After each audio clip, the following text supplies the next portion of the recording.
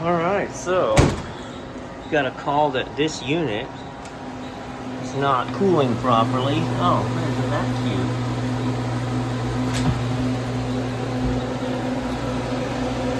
I mean, multiple problems. The door's hanging open, but it's also 80 degrees in here, which obviously means we're not iced up.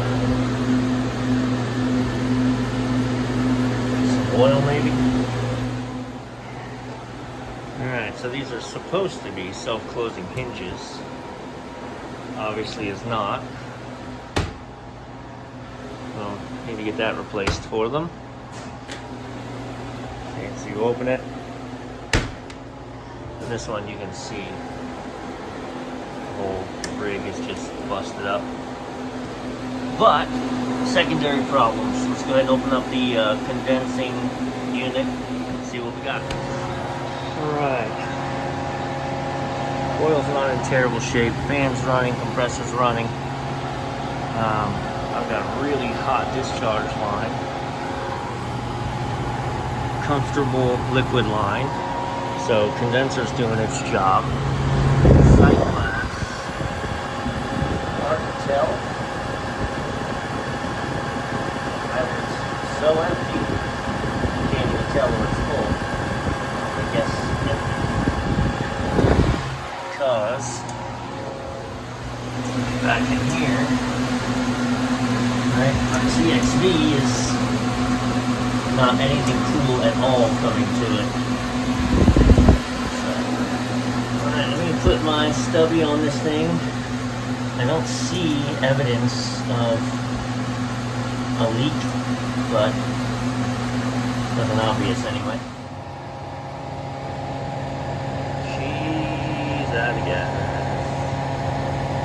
So,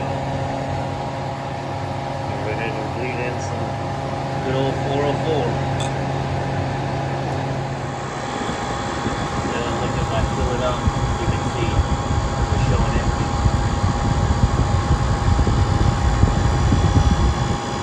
It'd be tricky using a sight glass full, but instead, right button. Alrighty then. Now we're temperature dropping. She just satisfied and shut down, so now she's on the rise again. There we go. She just reopened up. Solenoid opens. Click. Satisfies at 41. Pulls back down. Beautiful. That's exactly what we want. All right, she's working like a champ now. Nice frosty TXV, love it. Let me get this cover back on. I'm gonna run the leak test in here. See if we can't find if it's in a leak in the evaporator or something. And I'm gonna change the hinge on that door. All right, couple things about these door hinges. You can see here what we got going on. So this screw comes out the top, and then you have to loosen these. This slides up and comes off of that stem. These screws come out, and then the stem comes out.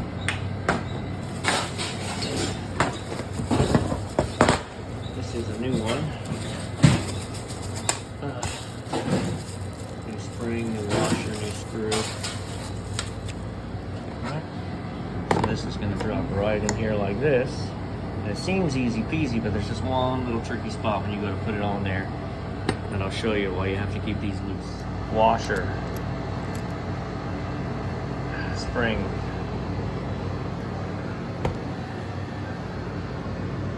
washer. It'll click when you got it in right. There you go. All right, let me get this cleaned up, but you'll see that the square is not parallel, right? So I am square with the unit, and you'll see that my cut-in is offset this way. That's because this is spring-loaded, and we have to keep tension on it. So in order to get it, you have to close the door and then pivot this out so we can drop it down, and then when you tighten it up, that little bit puts tension on the door, and that's what creates the self-closing. Also, the problem you run into is once the door is here, it's blocking your ability to tighten these. And you can't even get in there with a gear wrench or anything most of the time. So I use this Klein cut in, and that's skinnier to get behind the door, take care of it. All right, so now open, self-closing.